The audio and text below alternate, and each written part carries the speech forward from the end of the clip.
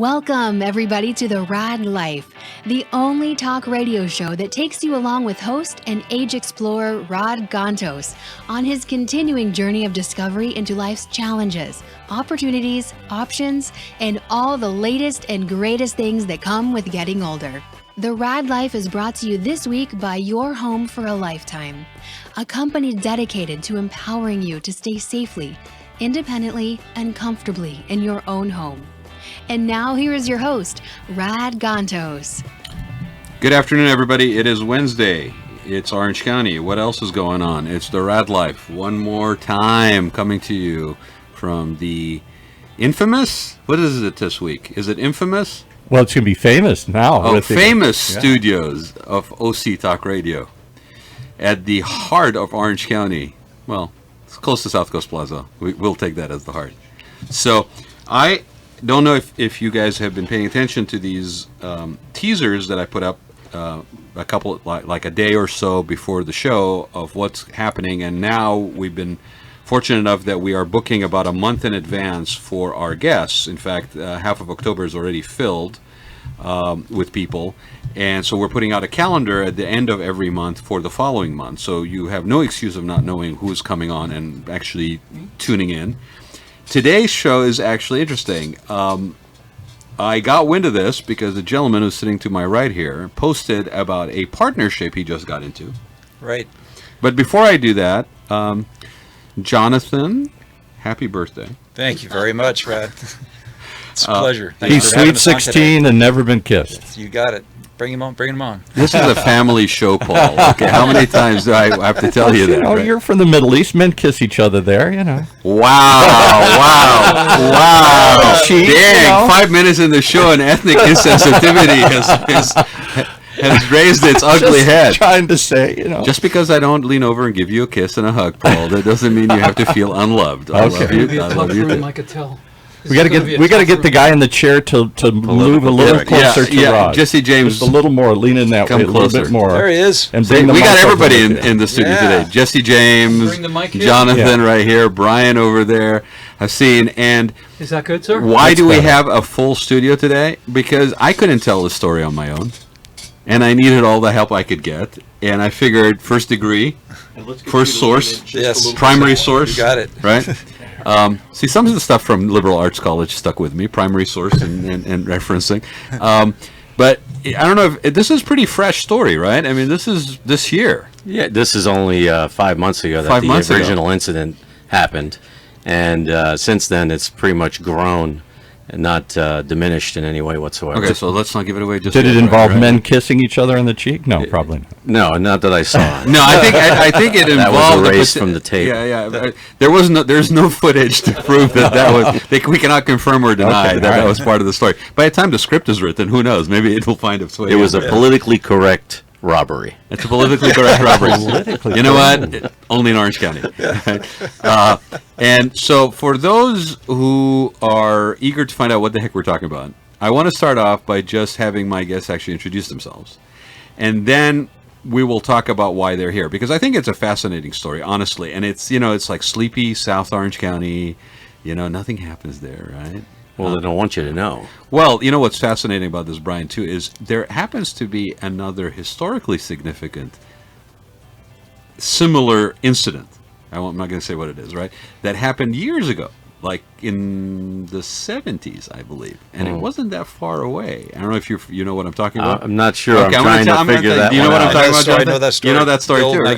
The old theater. There was similar, a very similar. It was a bank, actually. In that case. The bank was in the same building. Exactly right, and it was politically motivated. Yeah. Right. Well, at least it was supposed to be motivated, and a movie was made out of it, and I think it was either on Netflix or Amazon. Right. Anyway, so I'll start with you, Brian. Okay, let's do it. It's nice to have you guys, by the way. Appreciate that. Looking forward to this. And thank you for having us on. Pleasure. Getting the word out is very important. People lighting up Twitter saying, "What the heck is this all about?" Well, it's about quite a bit. I'm not sure if this story ever happened exactly the same way, but for someone to own two jewelry stores for 34 years and 32 years, Right. respectively, in the same locations. Where are the stores? One in Mission Viejo for 34 and one in Laguna Niguel for 32. Right. It's definitely part of the community. Yes, we've been here a long time, part of the community. And Oh my gosh, man! We- when you opened those stores, it was sleepy, It was- orange groves I- and fields where the Spectrum is. That's I mean, funny yeah. because when you say that, I've told people that when we first opened, I was 23 years old, and I would lay out on the lounge chair and behind the store and wait for the buzzer to go off in the front to see if anybody would walk in. So that's how I spent How my days funny. in the beginning. And now we can't take our second away from anything because we're so busy. Right. But that's how we actually started. There was nothing around us, and we grew from scratch basically. So the first store was Mission 1986, we opened the first store, my brother and I. In 1988, we opened the second store Got it. in Laguna Niguel. Okay. 32 years later, on March 24th and 25th, the Laguna Niguel store had a massive burglary where they basically stole every single thing That's this we year, owned. right? This year. Yeah, March. The unbelievable part of the story is that 3 weeks later, the very same criminals attempted to rob our other store as well. Now I was doing a little bit. I did not want to hear. I did not want to read about the whole story before the show because I really wanted to. I was intrigued to let you tell me, but there was something in there about how you kind of anticipated that you were going to get hit with the second store. Well, after the first hit came, and Yeah. I realized the police and the detectives weren't going to help me as much as I needed, I was looking for a miracle, and I reached out. I started going to the entire media. Yeah. I started calling other jewelry stores, Yeah. and it opened up this whole wave of people contacting me. Yeah.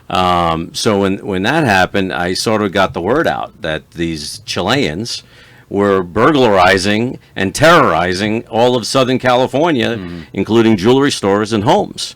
And the story wasn't being told. The police were not reporting it. And that's when I said the only chance I had of recovering my merchandise or money or becoming whole again was to catch them quickly. So what? Let's step back, okay? I think it happened on a weekend, right? Correct. They pulled the power first on Saturday night at 11 p.m. Okay. They take the block from the power box and they go home and they go to sleep and they have breakfast the next day and they wake up and spend the day with the kids. But at night, they get dressed up in their black uniforms and drive back to the location and see if the owners have been notified by the alarm company that the power has been pulled. If the power has not been pulled, if the power has not been restored, then they proceed to break in through the ceiling, knowing that the alarm is not going to go off, and they would have the entire Sunday evening, early Monday morning. Fascinating. So their activation of the power problem, like a power issue, was to test whether the monitoring correct. company was actually doing what they were supposed to be doing. To see if anyone would put the power back on. And unfortunately, in our case, the power was not put back on. Unfortunately, in many locations, the power was not put on. Was it just the monitoring company assuming that your backup was handling it, or like what? Yes, they don't put a high degree of urgency on a power being pulled because everyone knows that the batteries So this is a pretty kick sophisticated in. crew. This is a trained group, and that's why when we get to the movie part of Yeah. it fits in perfectly. But yeah, they're a trained group. They understand that the power, if you pull the power, it's a 50-50 shot that the alarm company would be negligent or not and call you and let you know. Step one. Even then, when the power is pulled, even if you were to be told the power was pulled, you know you have a battery running your alarm system. So Now- power will get back on, And the power will get back on and the battery keep going. Now, if the power is not put back on and the battery dies, now you're very vulnerable and open to attack. The underbelly is prepared for a criminal to come in. So were you open that Saturday? So we were During the open. day? We opened Saturday. It was very busy, a lot of people, and we closed the store at 5:30 and went home.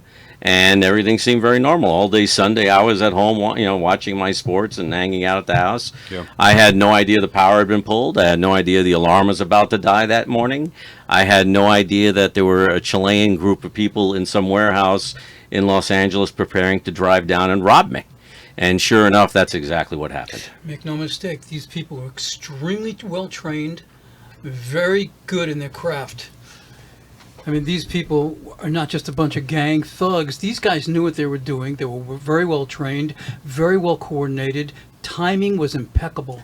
And later on in the story, when Brian sets them up, their timing is what did them in, and their They're because they arrogance- were so impeccably trained, like on a schedule. Everything was dialed in. Exactly. Right. They knew Yeah. exactly what time and when. You know what? That's why I tell people I don't have any routines. That's it. He's going to show up. Right.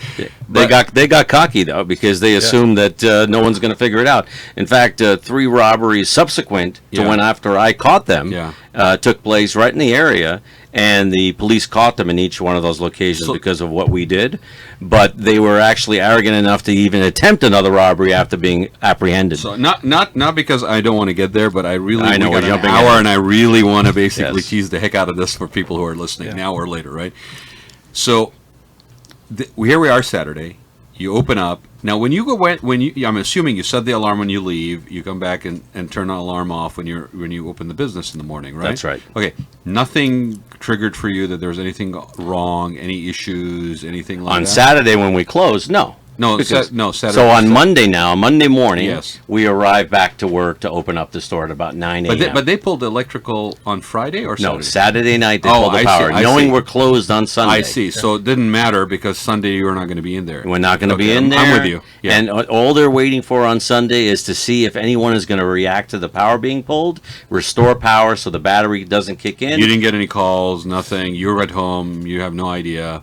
They Yeah. They pulled it after you left business and closed up on Saturday. At 11 o'clock At because 11 we have a video showing the car arrive, 2 cars, 3 Chileans get out of their car, and you could see them walking over toward the electric box that's located behind the shopping center. And then as soon as they are at that location pulling the power out, my video stops. And that's where you can see that's where they pulled the power. So I actually captured that. And we do have that as evidence. Okay, so you don't have any indication of anything. You go in Monday morning, normal. You're going to open up for business, and So on Monday morning, my assistant got there before I did, about 15 minutes prior. And I'm in the car driving to work, and I get a phone call.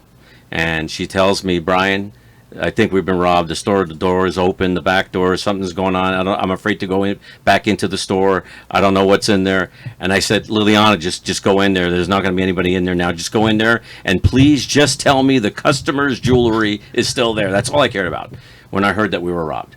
I said, just tell me the this customer is stuff is there. customer jewelry that's like what, for repair, for what? For all those reasons. Yeah. We have many things left on consignment to Yeah. be sold, Yeah. and we have many items that are left to Got be fixed. And we have a very high clientele, so very expensive things. And that was my main thing I was focused on, because everything else we can get around. Customers, hundreds of them, their jewelry in envelopes, that would be a disaster. Well, and personal. There's a personal layer to that jewelry. It's not like Very it's just personal. product. It's Yeah. emotional to Yeah, them. yeah. It's Heirlooms. at my response. I felt responsible, so I also felt guilty that I allowed it to happen in essence in some way. It's So a that normal all bothered reaction. me. It's Yes. a normal reaction. You're part of the community. You've been there for 30 some years. I mean, these were not just customers. They were people that you knew. You had relationships with these people. So That yeah, was the I part totally- because I didn't have control totally get over it. fixing that. Yeah, no, I Brian, totally get it. Part of the reason the story was written, the way it was your commitment to your customers and your clientele, and part of the story that Jonathan was good enough to write the way he did was what you did, how you did it, and I'm not going to give away any of the plot other than this.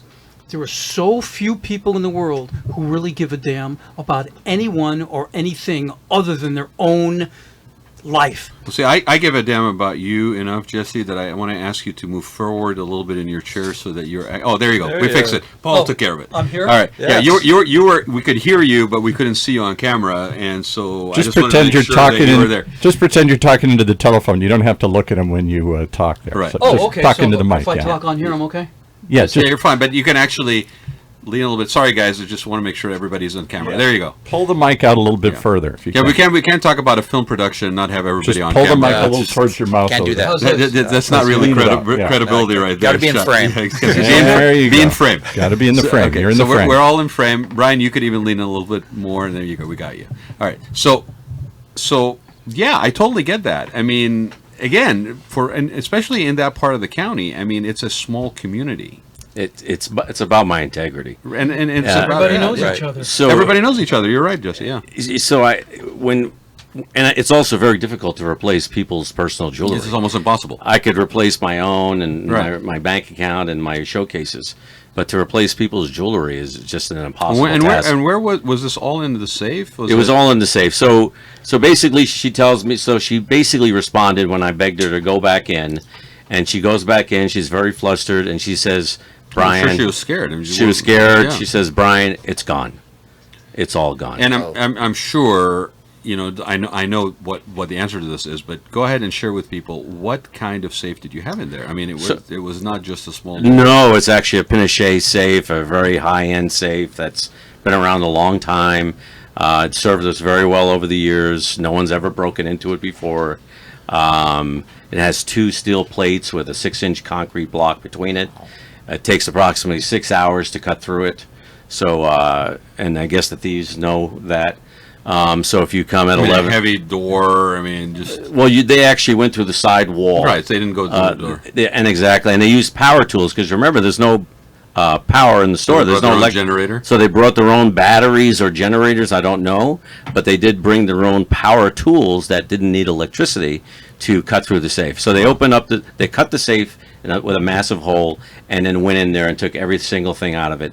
A second safe I have that's much smaller, they actually dragged that out the back door and dragged it across the parking lot and loaded into their car. Yeah, then just take care of that later. Correct. Yeah. And so they got everything basically, and then they also rummaged through the entire store and just destroyed everything in my drawers and everywhere else. So they just cleaned you out, basically. They took every single thing you could possibly imagine that had any value whatsoever. And they had the whole day to do it.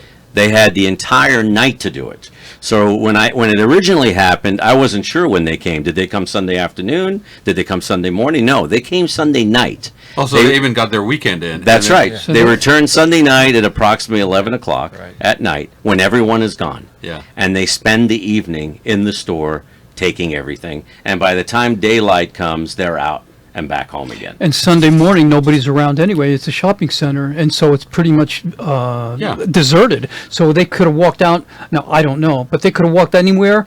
Nobody would have seen them. Yeah. And you had mentioned that they came down from L.A. Yeah, the presumption is it's Los Angeles. Sunday is night, where they're no located. traffic heading north on the freeway. Yeah, there's no. There's like, hey, yeah, we're not going to hit any kind of issues. Likelihood. It's gonna These just be empty. these people had everything dialed in. They knew exactly how to take it all down and how to open it, how to take it with them, how to not get caught, how to get home, and how to be safe. So you get to the store. You're seeing this for yourself. What do you do next? You contact the authorities, I'm guessing. I contacted my brother Yeah. first of all, so he could come down. The authorities were already contacted, so Okay. they were already there when I got on the Okay. scene. I think we all kind of got there at the same time. Okay. And basically, when I looked inside the store, and it looked like a bomb had gone off. They had sprayed the entire store with fire extinguisher fluid, which I guess is a way of covering up fingerprints. Mm-hmm. So that's a professional thing that these thieves do. So that happened as well, but that was minor, obviously, compared to the rest of it. And then we just started to look around and say, okay, what are we going to do now? And I'm thinking we have to catch these people. I'm thinking this is not about insurance claims and recovering my money or anything like this. This is now about catching these people and getting the jewelry back from my customers. Right. You're motivated by that personal connection with your customers and saying, That is my it. integrity, I got to interrupt for 1 second, though. How in the world does an average business owner possibly catch professional crooks? Any crook, much Well- less a professional team, obviously, Well, who knew what they were doing. Well, just like you're doing now with this show, I reached out to the media. I wanted to make it a public spectacle because I was talking to the police and the sheriff's department, and what they want to do is they want to shut it down. They don't want anyone to know that the crime rate is increasing because of illegal immigration. However, it is, and these people were illegal Chileans, and that was told to me by the sheriff's department a week later. But my main focus was to make this a public spectacle, to get the word out there. And sure enough, when I did go public, I started getting calls from other jewelry stores telling me about their stories. 13 stores had been robbed prior to mine in Southern California, utilizing the exact same methods. And then other stores that had failed cases were calling me, and then other people calling me to tell me how their story went down and how the police handled it, how the insurance company handled it. So I started to put the pieces together and understanding what I was going to go through, and I figured out that there was going to be no way that I was going to receive any help besides what I was going to do myself. And so the media created that spectacle, and then I got people contacting me. And what were some of the things that were shared with you, Brian? I mean, people I'll had give been you- dealing with it more longer. Well, that the insurance company wasn't going to pay as easily as you think.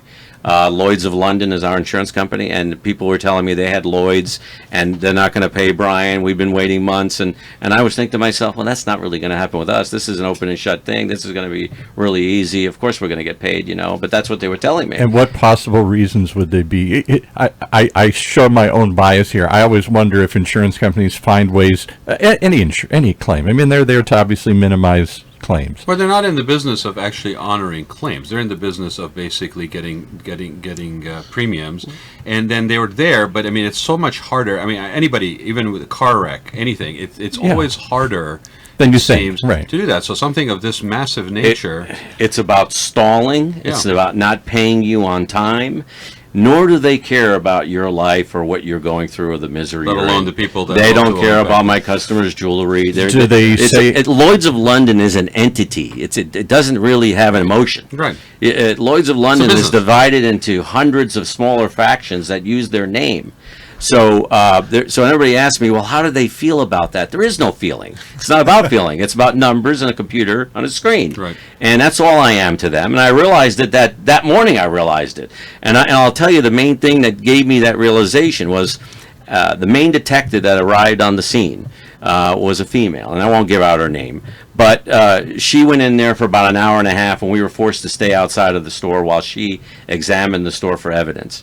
I'm outside basically bawling and crying, and my family's there, and we're all in tears and thinking, wow, we just lost our nest egg. We're never going to get this back.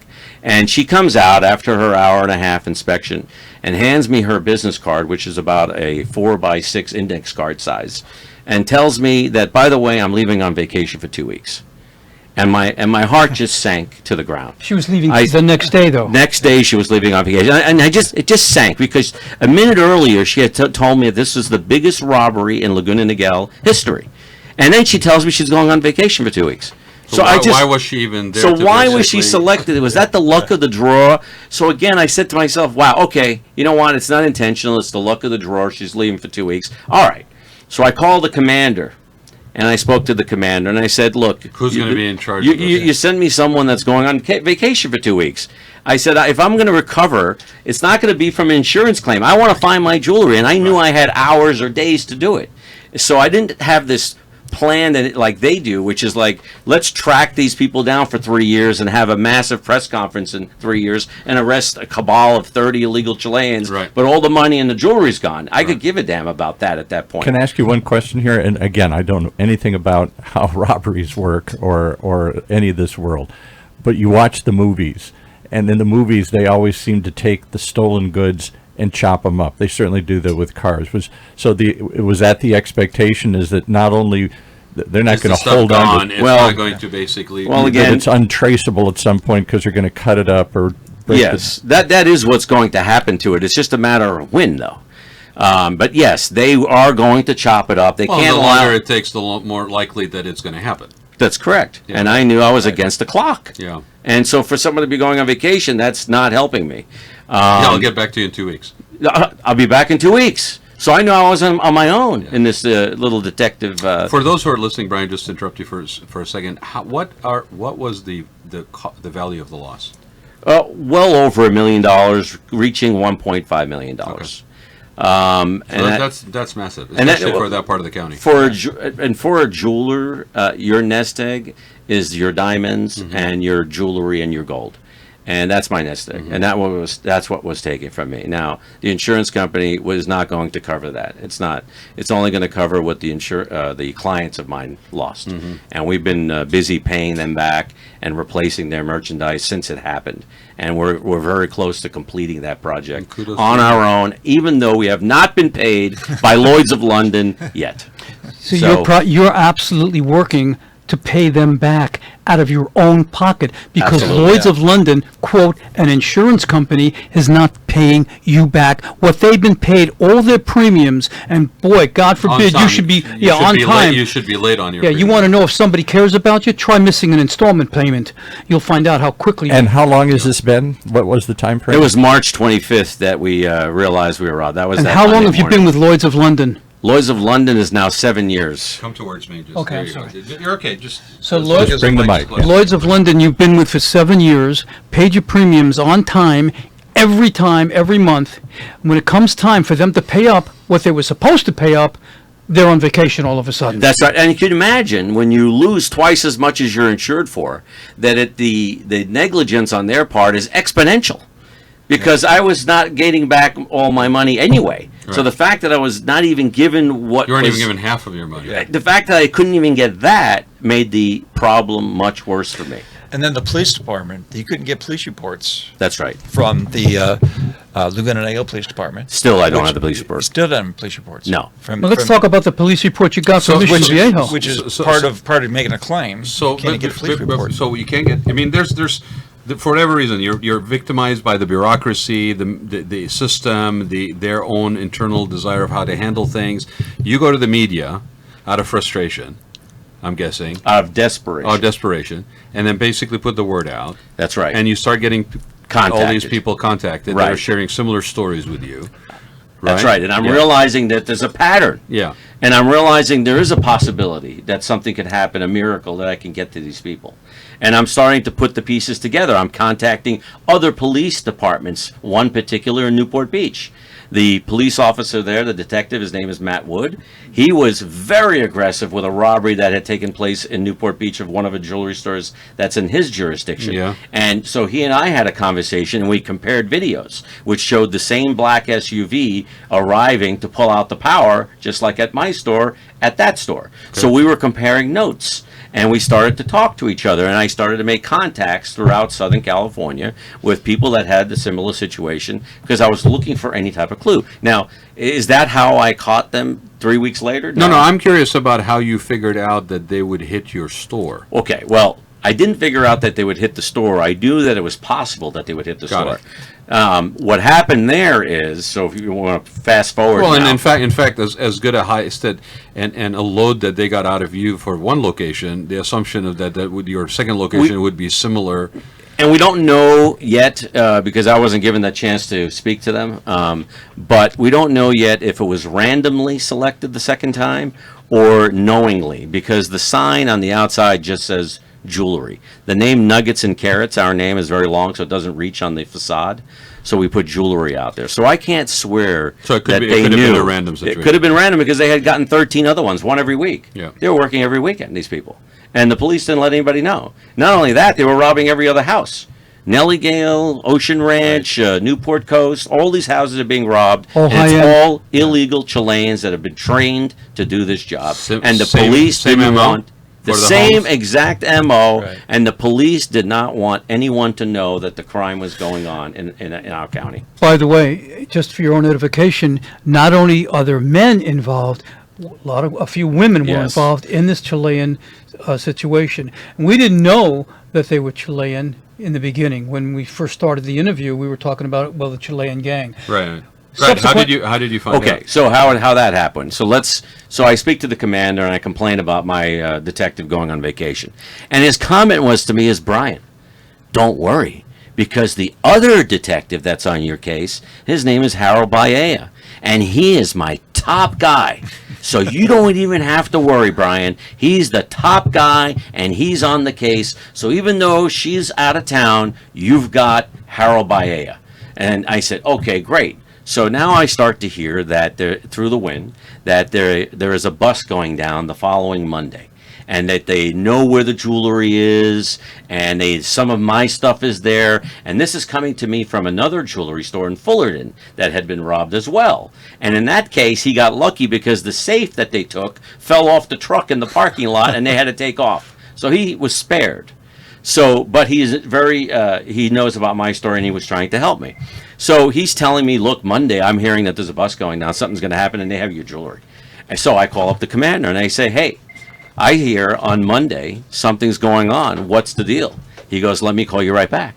So he calls me right back. He says, look, Harold Baea is going to contact you on Monday. I know you really want to know now, and it's a weekend, and it's 2 or 3 days, and it's hard to wait. But Brian, I promise you, on Monday, he's going to come in there, and you'll know. I hate to do this to you. So now my wife and I, that weekend, had a little sliver of hope that something was going to happen. On Monday. And they were going to bust down some doors over the weekend, or on Monday, I was going to find out this thing. So we go through the weekend. I'm a little bit more upbeat, although still doubtful. And on Monday, I was shocked. Here comes Harold Baea walking through my door. I've never met him before. And a uniformed sheriff officer. And they come in and introduce themselves to me. So I look at them and I go, okay, well, what happened? Tell me about Monday. I heard the Here's the good news. What's the the good commander news? told me Monday something was going to happen. And my heart was pounding. I'm like, tell me what happened. You found them. And he looks at me, he goes, no. He goes, the only reason that he told you Monday is because we're off for the weekend. And I was floored. Yeah. I just reached back for the chair to barely get to it to sit down because I couldn't believe what I was hearing. Yeah. It was completely a different story. I didn't know what to believe anymore. He tells me I had to wait till Monday because he was off. So he was. That's not what was told to me. He was just coming over to pick up, like to start the process with you on Monday. So basically, he was introducing himself to me on Monday. That was what was going on. Wow. The fact that there was a bust and there was jewelry and all that stuff, forget that. That was gone now. So now we this engage. is a week after the event. That's right. So now he and I and this female police officer who's dressed in a sheriff's uniform are talking about the situation. And I'm flabbergasted and I'm angry and I'm frustrated.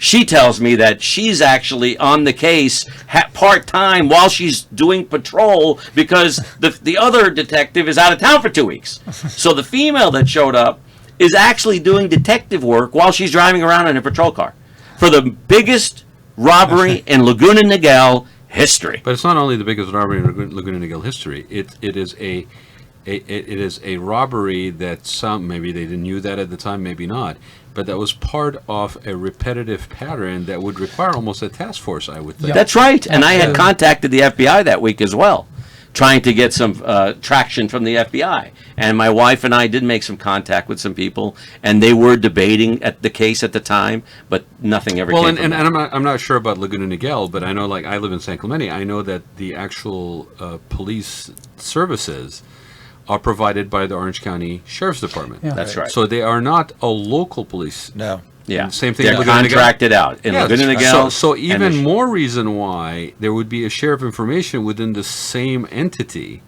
to a repetitive pattern of behavior. I mean, if They don't talk to each other, though. but if each department was on its own, you'd say that departments that each city's police force is not maybe communicating with the other. But when everything is contracted services under the Orange County Sheriff's Department, you would think that shared repetitive behavior at the Sheriff's Department. Well, right? there is a little difference, though. But you're so looking it's, for- it's, you're it's looking for complicated. logic. Well, that part is No, I complicated. mean, I'm bringing Well, let that. me- I'm bringing that up. Sorry, Brian. I'm bringing that up only because it speaks to other ways of how things are handled or not handled. Oh, yeah. Relevant to contracted services in South County, Very because good. every city wants to basically have its own. However, there's financially prohibitive to do so. So a lot of them went to the sheriff's department. But your situation, only relevant to the disconnect, is not limited to this particular thing.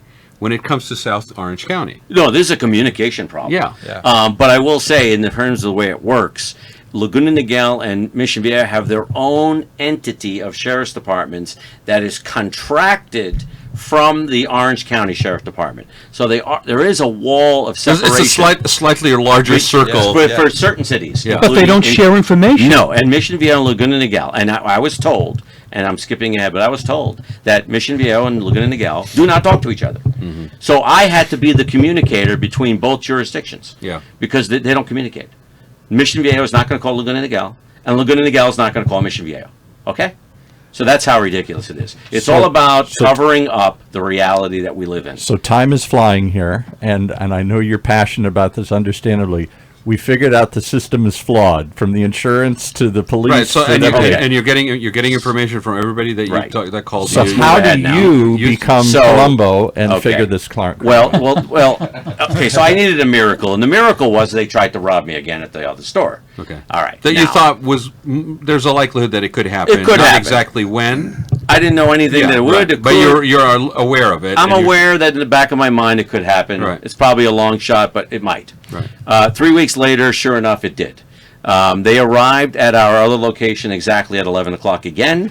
We have a video of the same black SUV that Ralph's took, the supermarket next door, with their camera, showing a car arrive, two guys get out, they open up the electric box, pull out the power block, get back in their car, and drive home again. Same car. Same MO, same car. Right. And we have that video. Okay. So now, my brother gets called this time by the alarm company saying your power has been pulled. This time he gets the call, 3:30 in the morning. At 5 o'clock, he goes there with the police, and they look at the electric box, and the power block has been removed. And they're like, okay, this, and again, even now at this point, no one has any critical thinking. No one, including the police yet again. And that's why no one told me before my robbery. So they get there, the power's been pulled, they write up a little police report saying, okay, power pulled, obviously they've stopped the robbery. That's what they're thinking. The robbery is not going to happen, and we got lucky because the next door unit had a power block that wasn't being used, so the police took that one out and plugged it into my brother's unit, and he had his power restored, and that was the end, and my brother went home, and the police left. Now I'm at home at 7 o'clock in the morning, and I'm with my wife. It's Sunday morning, and I said to her, you know what, I really want to go over there. I just got to look at the scene. I want to see the scene. And I drove to the scene, and this is when it happened to me. And this is when it came across like a miracle. I saw the nail salon women that work at the salon outside exercising in the back parking lot. It was 7 o'clock in the morning. And there was all these people there. And I said to myself, wait a second. They're not robbing us now. They're not going to rob us Sunday morning when all these people are here. They're not going to rob us Sunday afternoon like Jesse was talking about. They're not going to rob us Sunday evening. Because you didn't really have any idea when the robbery happened. At that point. Exactly. We had a wrong idea because the other police told us something different because they were wrong. But needless to say, I figured it out. I said, they're coming back tonight. When everyone is gone, they're going to come back tonight and check if the power has been pulled. So what I'm going to do right now is pull that power block back out and set them a honey trap. And I just went crazy. My whole body just started it was filled goosebumps everywhere. So I pulled the power back out and I raced home and I started telling my wife and I said, I want the sheriff's phone number. I'm calling the sheriff directly right now. I don't want to talk to any detectives. I don't want to talk to any people. I want Sheriff Barnes. So I find this phone number and I dial it at 7:30, 8 o'clock in the morning. The sergeant tells me he cannot allow me to speak to the sheriff because of the process. I had to speak to him. I said, okay, here's the deal, Sergeant. We're going to be robbed tonight by a Chilean gang. They're going to show up probably between 9 and 11 o'clock at night. They're going to be driving a black SUV. They're going to cut a hole in the ceiling. They're going to drop down, and they're going to cut holes in my safe and rob us. And we're going to catch them because I'm going to pull the power back out, make them think that it's not on, and stake out the store. And I need your help in this as we do this. And he started listening to me. And then I tell him, I need a detective, a patrol officer, to meet me at Ralph's so we can view the video that shows the black SUV pulling out the power. Mm-hmm. So I raced, he agrees. I race to the shopping center. I meet my brother there. We're outside of the Ralph's. The manager is refusing to show us the video unless the police is there. The patrol woman drives up. She won't even get out of her car. Okay? I'm looking through the window like this at her. And she's telling me, yeah, Ralph's has this policy. They won't let us see the video. You have to go through this process. I said, look, you see that store right down here? That's going to be robbed tonight. Okay? We need to see the video. And that's how we're going to stop this robbery that's going to take place tonight. They've been robbing all of LA and Orange County. This is important. And she wouldn't listen to me. Then suddenly, on her little computer in the car, everything I had told the sergeant starts coming through on her screen. And she stops. And her whole emotion changes. And her whole demeanor changes. And she goes, oh, hang on. This must be about, this is about you. Hang on. And she starts reading it. And I'm poking my head through the window like this because she wouldn't get out of her car. And she starts reading. She goes, okay, let's go inside to Ralph's. So whatever the sergeant sent her convinced her that it was important enough. We go inside, and the Ralph's Center guy tells us only one person could see the video. So I said, well, that's going to be me. Because I know the video of my shopping center, and I know the video of the Newport Beach shopping center from Matt Wood. I go inside the room, I look at the screen, it's a little 6-inch screen, and there's the same exact car. They pull the power, and they get in the car, and they leave. So I knew then, this is it. I walk outside, and I start to tell that patrol officer, it's going to happen. It's the same car. Yeah. So now she starts to change her demeanor, and she's getting into it now. And now suddenly we're having a meeting, a powwow in the shopping center in the parking lot with approximately 4 sheriff's cars that have now driven up. And we're having this talk. Yeah. And I'm telling them we're going to be robbed. And the things I was hearing were just shocking to me. One officer tells me, yeah, we're going to do extra patrol tonight. And I'm like, no, we're going to do less patrol. I don't want to stop them from coming. I want them to come Yeah, why wouldn't you and want to get catch them? in, Yeah. and I want to catch them because I want to go to their house and get my jewelry back. So no, you're not doing extra patrol. Another one, a female officer, tells my wife, and it has my wife fuming, tells her that, if you see them getting away, you just get in your car and follow them. That's what she told them. You're pursuing them now? So she wanted us to pursue them. So as it is already, I'm in the stakeout, okay? My brother and I and my other brother, we have 3 brothers. We're all No, it's even better. You're setting the trap. That's right. You're in the stakeout. That's right. And you're going to pursue them. And they want us to pursue them. This is what the conversation was. It was unbelievable. Were you supposed to have a freeway chase as well? It was unbelievable that they... In SUVs, but I'm just He telling hands you, he hands them the whatever- crooks on a silver hard to listen to platter. this. Whatever you You're right, guys Jesse. watch on television is not even close to reality. I will tell you that. Right. Okay. So now they finally start to see what I'm talking about, these people. And whatever degree of amount of believability they had, I don't know. But it wasn't enough. So we agreed to come back that night and stake out the store. They knew, my brothers and I... And by this time, you're like in the afternoon. Well, this is still 10, 11 Well, o'clock yeah, in the morning. But the clock's ticking. Tox click. I know I'm going to be here tonight. I'm going to have my first stakeout ever. And so my 3 brothers are staking out the front of the store. Not the police. We're the ones in danger. And I hired a friend of mine that is a detective to be there with a weapon guarding the back of the store. And we also emptied the store out of all high valuables just in case this thing went wrong, that they wouldn't get it.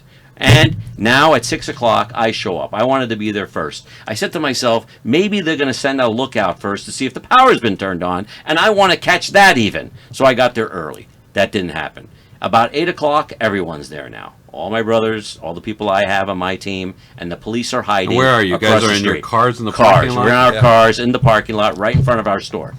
And now we're watching. And we're looking at everybody, thinking that car, that person walking, this person walking. 2 we picked up right away. There was 2 people dressed in full black, 1 female, 1 male. There was no doubt they were part of the entire plan.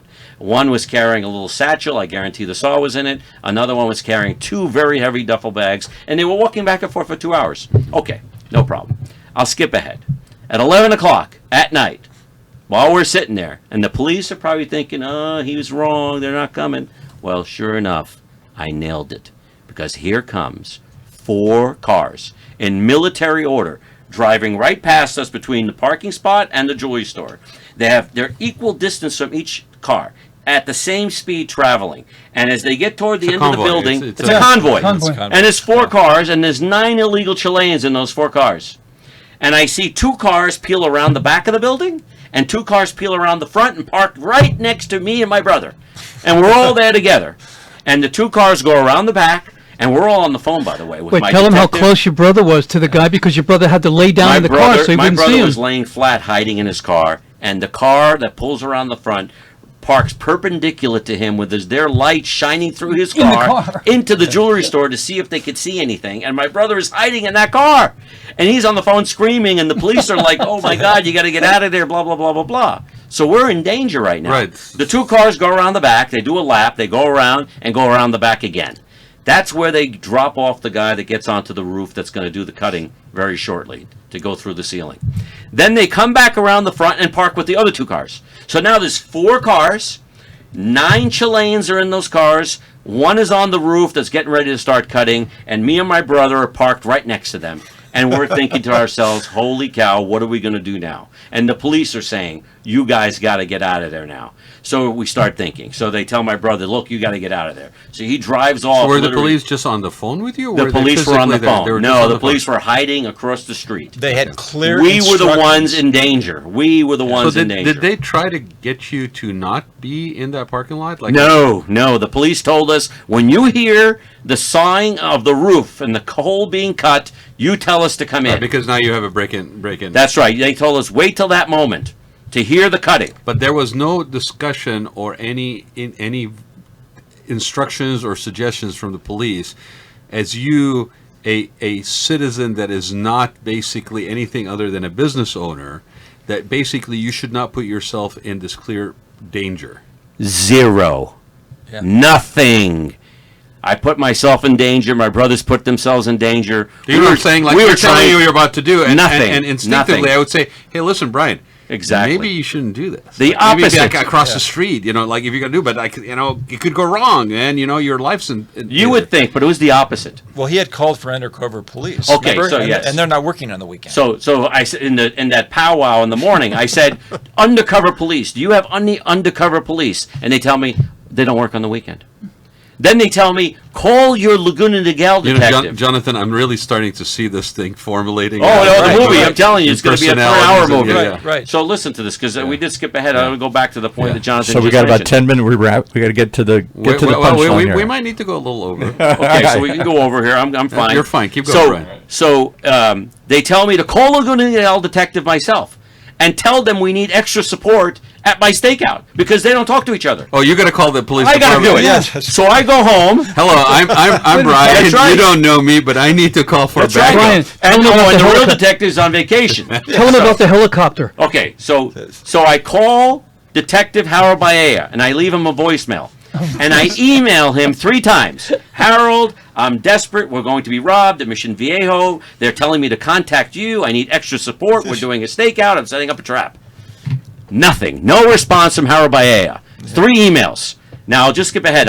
That following week, after the whole thing was blown apart, I asked the commander, Matt McDaniel. I said, hey, Matt, how come Harold Baea, your lead detective, you told me he was your top guy, didn't respond to my email? You know what he tells me?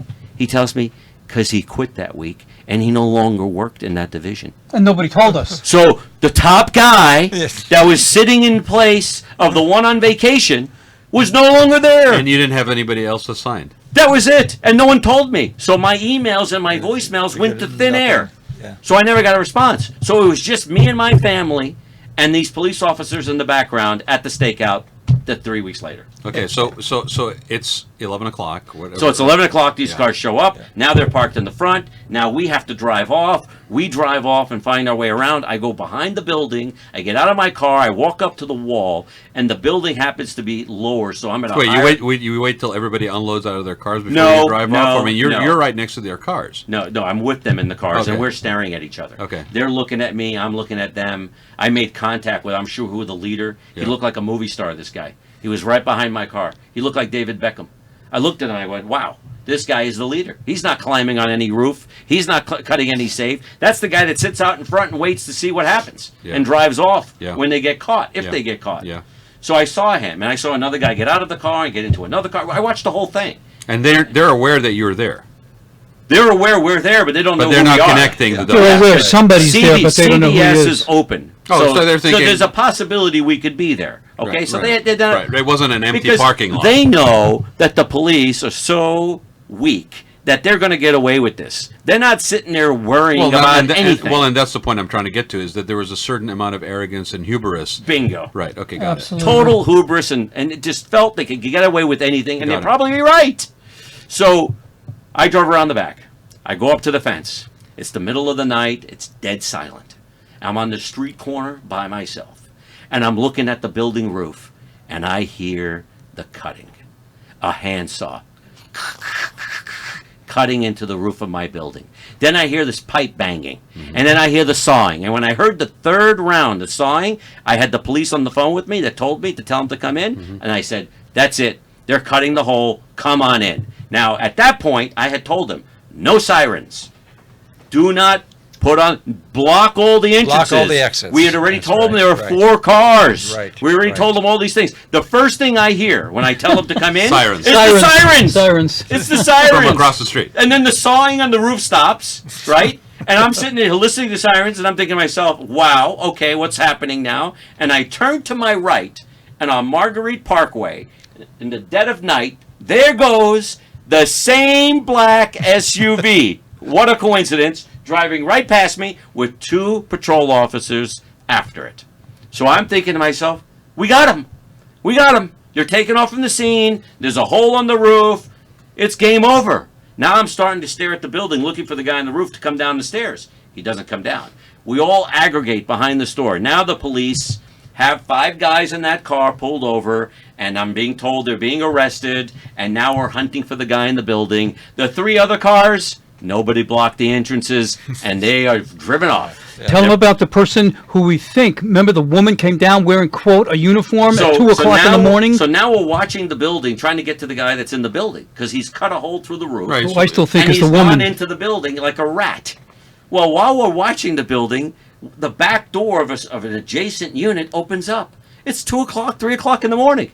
And some person dressed in like a costume that looked like a maid's outfit opens up the door, kind of fiddles around, and I see the main sergeant that's staring at the roof for about an hour.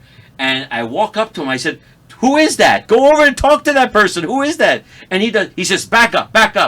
And I'm like, aren't you going to go talk to that person? And then the person goes back into that unit and closes the door. Never seen And it. he never flinched. He never went and questioned them. How about the danger that person was in? There's someone in the building. Right. Yeah. They're Right, Chilean gang. They've been robbing houses all over the country, basically. This is a major How did event. you know that they were Chilean? Because when Harold Baella came to my store, Yeah. he disclosed it to me. He told me, we know this is a Chilean gang. Okay. So you could see that they knew there's a Chilean gang striking all over Southern California, and yet I never knew that prior to my robbery. So that's how you But they knew it. Right, okay. How come no one was notified? No insurance companies notified, no police departments, nothing. So now we're hunting for the guy on the roof. Yeah. Until 6 o'clock in the morning. And one quick thing here: every time you bang on the thing, it sends shockwaves up the microphone. I know you're wound up here. It's just yeah. I'll try to stay a little calm, but No, it's okay. Just don't bang on the table. Yeah, six- Although I don't mind it. I mean, it just adds intensity 6 to the months, show. I'm still not over right. it. It's gonna be Soundtrack. 6 His years. beard was black when we So- got here. Yeah. So 6 o'clock in the morning. 6 o'clock in the morning now, we're hunting for this guy on the roof. And watching the police again in action, I hate to diminish what the police are, but when I watched them do an attempt to try to find this guy in the building was pathetic. It was nothing short of pathetic. And I didn't care, though, because I said to myself, well, we got 5. They're at jail.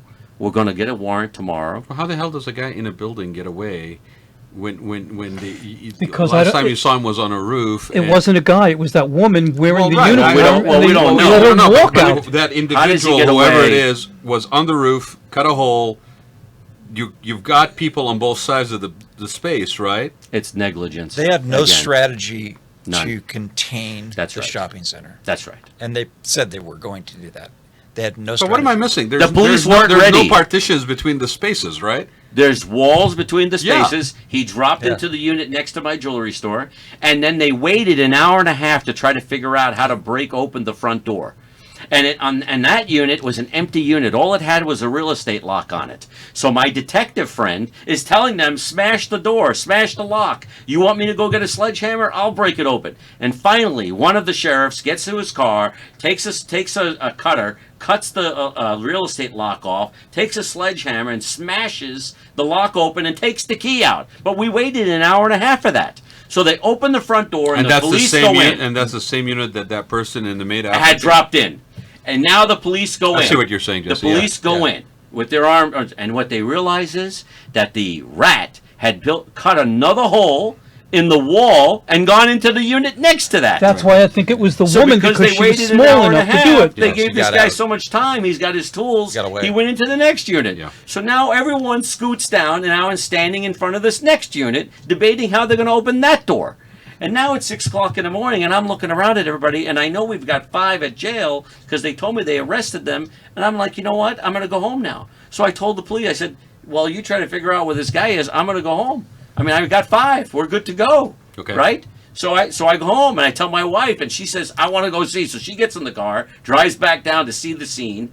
I drive by the black car that's still on the side of the road and that's been searched. It's all open and the 5 guys have been taken away. And I see the car there, and I'm thinking to myself, this game is over. Why do I have a feeling that this story is not over? Well, because the ending sucks, Okay. which is why we need a movie. Okay, go ahead. All right. So the next day, so I literally had an hour. Don't bang the table, though. You're banging the table. An hour or 2 of sleep. An hour or 2 of sleep. I get to my office. I go to work, and the phone rings at about 11 a.m., and it's the police. And they tell me they released the 5 illegal Chileans. Tell them why. They were driving with no IDs and a rent-a-car, and they released them. They said they didn't have cause to hold them because they never found the guy on the roof, and they couldn't figure out how to connect them.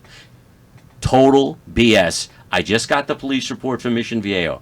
In that car was a 15-foot rope with 1-foot ties going down, and it happens to be a coincidence. The ceiling to the floor is 15 feet. Mm-hmm. They had a crowbar. They had a saw, and they had other tools and gloves that matched the glove that was found on the roof. They had everything they needed to hold them over to get a 24-hour warrant to go to their house and see if they found my jewelry. Right. And they let them go for the wrong reasons.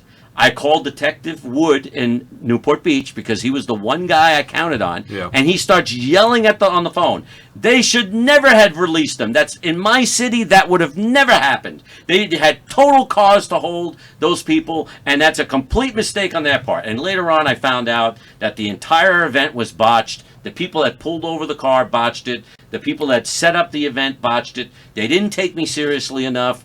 They blew it. If someone comes and tells you they're going to be robbed, you better hope they're wrong, or you better hope you're preprepared. Well, and instead, say nothing I about got the neither one of them. bodily risk that you were in danger, basically by being not discouraged from participating in this. Not one iota of discouragement. I was the man with my brothers on the front line. We were in total He's handling danger. it. He's cool. He's handling it. So, So what happened? We'll just Now, hang out. You Let's- believe that? Let's And go they- to the next round here. They let him go. Did you get your jewelry back? How does the story end So here? now we never go to their house. We never get a warrant. They went home. They probably served them breakfast in the morning, and then they released them. And then they went to their house and said, oh, shoot, we better get rid of anything that has to do with these people because we just got caught for the first time, and we've been doing this for who knows how long. Yeah. They got us. This guy got me. Yeah. We need to get rid of their things. That's what my clue would be. Yeah. But we never had an opportunity. I was never given that chance. How can I not be given that opportunity to go to the place that they robbed me of my life, $1.5 million, just 3 weeks earlier in the Yeah. same car, the same people, Chileans, holes on the roof with the rope and the knife, and you don't go to their house and let me see if there's one freaking bracelet there that I could return to one of my customers? Well, to confirm, you would think that you and your familiarity with what was robbed, that would be the natural Right, thing to try to exactly. connect them. So did they even go to their house? No. They didn't do anything. They did nothing. It's a fiasco. And now that's comes why the the- only thing that's going to cure this right now is this movie. Just to remind everybody, this is all within about what, a 4-month period, 4 or 5 month? No, period? 3-week period. No. But all of this frustration. And Oh, stuff. yes, that's right. So we've been living with this since March 25th. Yeah. Yeah. This has been my life since But March all 25th. the story you shared and the unfolding and the frustrations and the lack of a winning result basically is a period of 3 to 4 weeks. That's right. Wow. That's right. And the Mission Viejo police, they wrote a police report that I got this week. They never interviewed me. They never interviewed my brothers. They never interviewed my detective.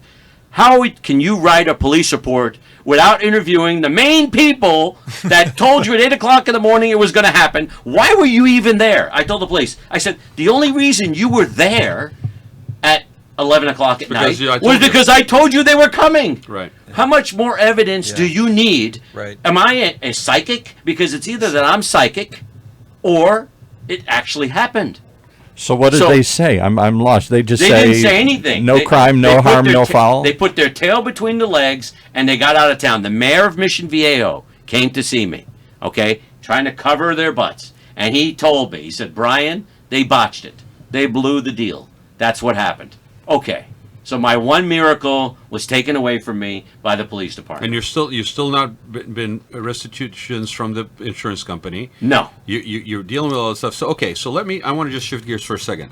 So how the heck do the three of you guys get together? Okay. And what was the motivation? I mean, I'm getting a little bit of what the motivation is to basically turn this into a movie, but how did you guys get together? Okay, so I felt immediately like it was a movie already, just to myself. I don't know anybody in the movie business. I didn't think I knew anyone in the movie business, but Jesse James happens to be a person that has connections and has done that type of work. So he comes into my store, and he hears what happened, because I've known Jesse for 30 years. Wow. So he comes to see me, and he hears the story. And he agrees. He immediately says the same thing. He goes, Brian, this is a movie. Yeah. We have to connect this. Now, his very good friend is Jonathan Jenkins. So he contacts Jonathan. Jonathan understands it immediately. It clicks. This is an unbelievable story. It's never happened before. This is a movie. Right. When we talk about the Latino family and my family coming together and how they let them go. So the movie is there to be made. And now Jonathan took the duty upon himself to write a treatment. So I came in and heard this story, came back the next week and put it all on camera, 2 cameras. Yeah. Because I'd be able to write anything, I had to be able to pull out all this Right, information you just right, heard. And there's right, even right. far just more. like we were doing kind of today. There's far more detail. Yeah. It goes deep. And I just knew, I've written, up to that point, 11 screenplays, and I just knew that this story had traction. But what it needed was an ending. Yeah. It needed a clear antagonist, and all the things that you have in a film. Yeah, right. That's what we're looking for. What's the ending here of this? Well, they got away and they're still robbing. Don't give away the ending. No, I can do it away. But are they out there still robbing? No. Well, there's the Brian and his brothers. Finally get through a bunch of interesting twists in the story. Yeah. Get their own sting at the end, and get their stuff back. So you have gotten your stuff back? Is that what you're saying? Well, no. What Jonathan is talking about is weaving the tale of the fictional part into the real life story that took place in my part. This is to make the Hollywood movie. We have to Right. we have to weave a tale of what happened to connect the dots and make a full circle movie. But you, as of now, have not. The police have just said, sorry, nothing, no crime, no foul, whatever. Here's a report that says we couldn't hold them, and they're still out at large, and for all we know, still robbing. So the police are absolutely futile. But I will tell you this: when the mayor came into the store, and he brought a sergeant with him, I said, "Look, this is what you need to do from now on, okay? Mayor, are you listening to me?" I said, you need to contact the police, all the departments, and you need to contact jewelry stores and tell them that if their power is pulled, to not put it back on, to leave it out, and to set up a trap the way I did so we can catch these criminals. So that's actually what they did. They went out and they created a little task force. They started contacting jewelry stores and letting them know what to do. 3 subsequent attempted robberies in the area were broken up by using our method. The police were waiting in the bathroom. The Chileans climbed down from the ceiling, and they were arrested in 3 separate locations. So yes, we have actually created change, and it's helped out other people.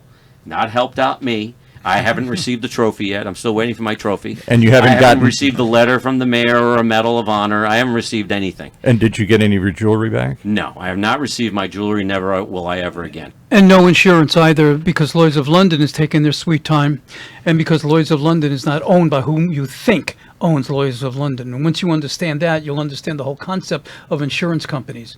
They don't. So you got multiple layers in this story, Jonathan, multiple right? layers. And then you have an ending that is not the expected ending, but that also ties it up a little bit, not necessarily in a bow, but it ties it up a little bit with some sort of like update relevant to your case. Well, the but brothers get a victory. Actually, I actually turned one of the original antagonists, a young lad, into a protagonist who helps them do the thing in the end up in Los Angeles. Right, and they get a victory, but it's not the victory that you think you're kind of like cheering for throughout the movie. So have you taken this to any production companies or anything? So where are you at? Where are you guys in the process of this? We're getting a lot of hits. lot of hits from production people, and Jesse has a lot of connections. Jesse, you might want to. Yeah, Give it give it a little background on you, Jesse. Like, Yeah. what's your industry connection to this? What do you do? I know about Jonathan a little bit, but Yeah. why don't you share that, Jesse? Strictly accidental. And when I was a kid, I mean, I was on My Three Sons on the series. I did Bonanzas, did a lot of stuff, and then nothing. And although I sound young, I'm not. I'm just a couple of days older than dirt. So to be honest with you, I'm into the finance world. I do a lot of business loans. I Right. do a lot of leasing, a lot of equipment leasing, things like that. But through my connections and my passion and my friendship with Brian and my friendship with Jonathan, I put them together. And it just clicked because it was the right time. It just made sense and it clicked. Well, through Facebook and through phone calls, you don't know what you don't know. And you don't even know the people who you think you don't know, but you do. I went to school with people that I knew 50 years ago calling me up saying, hey, wait a minute. Yeah. Wait a minute. This is who I handle. Why didn't you tell me you were interested? I'm getting calls from people, just wonderful people, good people with good credentials. I'm not going to name names Right. on the air because I don't No, know. no. I think the point of this is the story's got a lot of legs. Yeah. Yes. It's an interesting thing. I think when you paint it in the light of not so much anymore, but quote unquote sleepy part of bedroom community of South County, that's another layer to this. Because if this was happening like in an urban setting, it's not that it would be expected, but it would have a different flavor. Here and then the weekend thing, and it's on Sunday off, and you could almost like juxtapose that action taking place with Pop Warner, sports taking place in the local parks down the street and so forth. It's just a juxtaposition of the quality of life.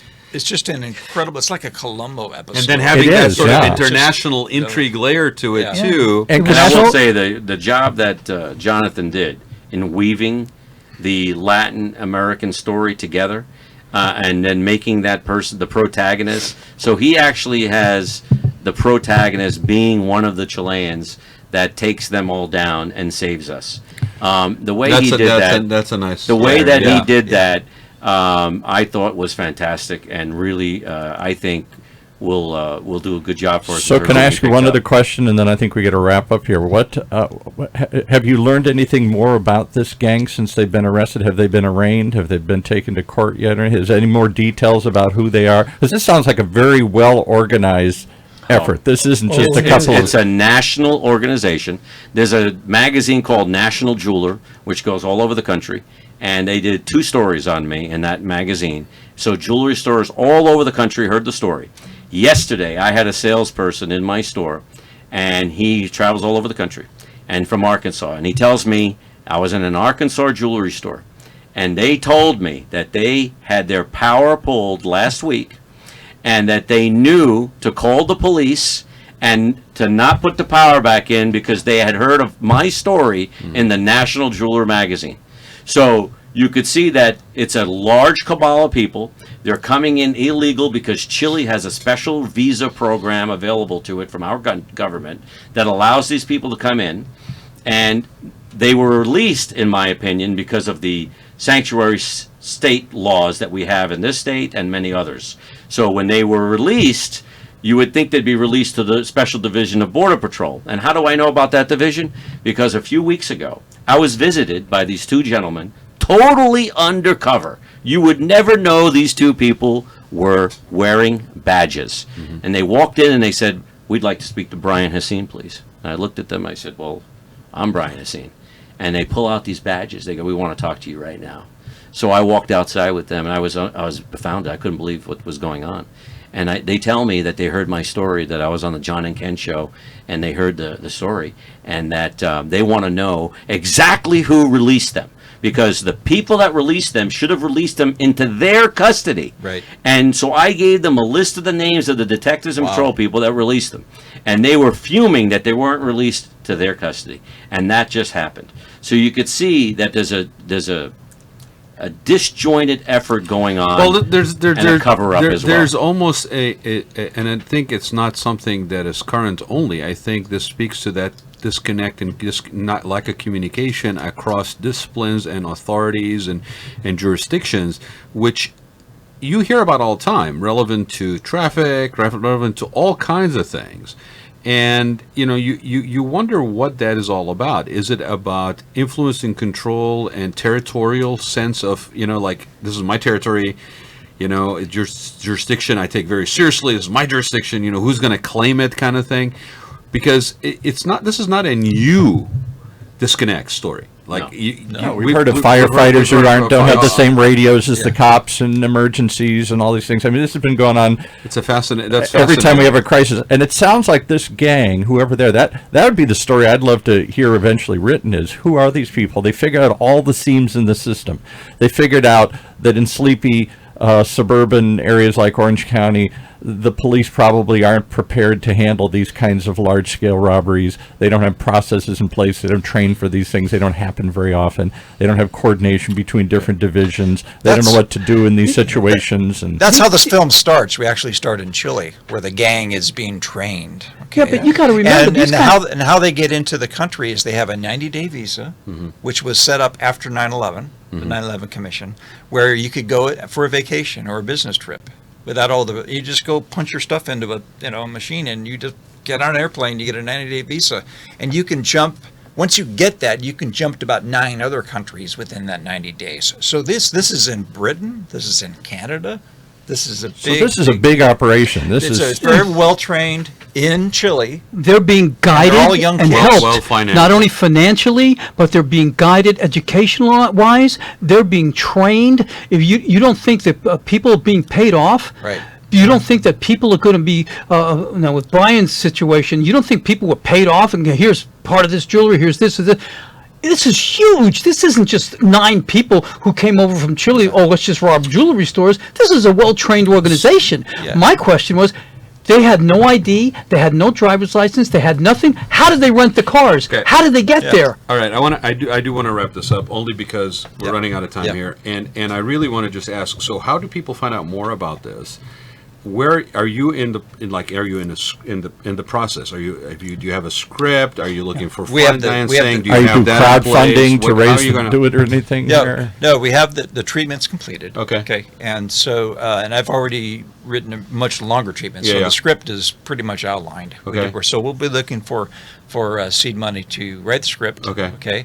And we're all getting connections from very important people that can package this together. So that when you get into films, you just don't know how everything is going to just sometimes, because it's it's different. But yeah, this would exactly you do a crowdfunding campaign? Well, hold on a second, Paul. How do people find out? Because that's not really relevant here. It's like, how do people find out if they are interested to find out more and be involved in whatever the next steps are for you? How do people find out? How do they reach out and connect with you guys? They can contact me and my production company. Okay, so let's give that information. Yeah, 949. It's performanceproductionservices.com, and the phone number is 949-842-9351. Slower. 949. 842-9351. And what about an email?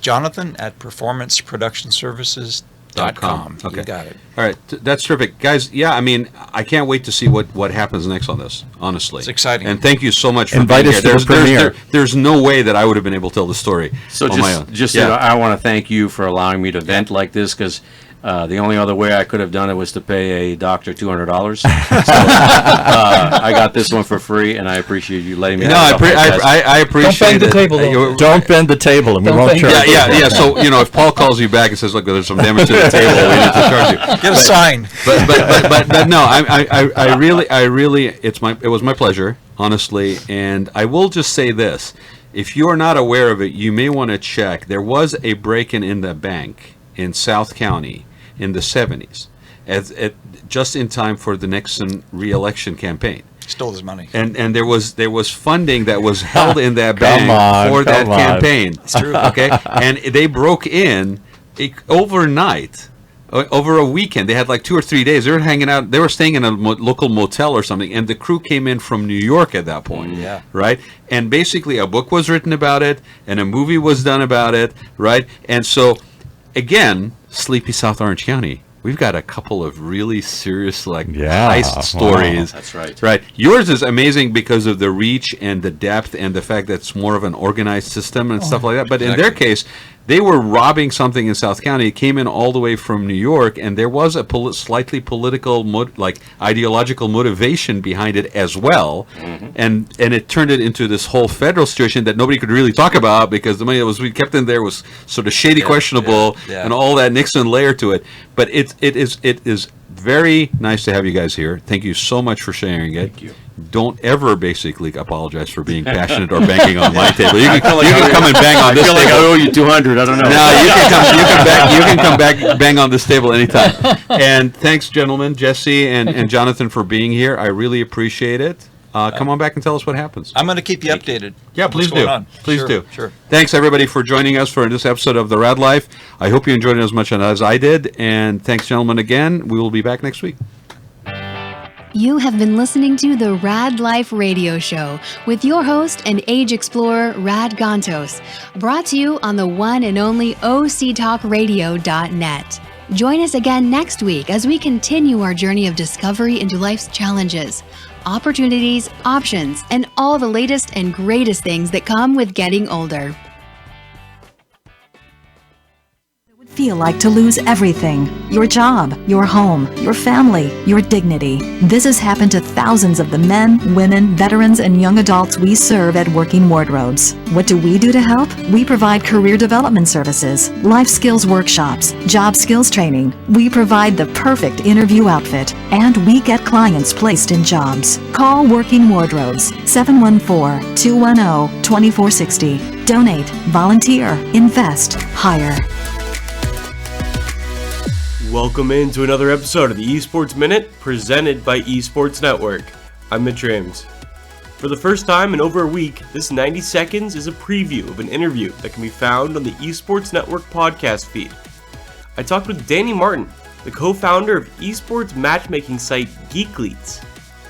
The company was one of the leaders in the amateur NBA 2K scene, and many players in the NBA 2K League can trace their roots back to Geekleets events. In the longer interview with Danny, we cover a variety of topics, including accessibility in esports, Geekleets' new arena in DeSoto, Texas, and what it was like to be a part of the NBA 2K scene as the league was taking off.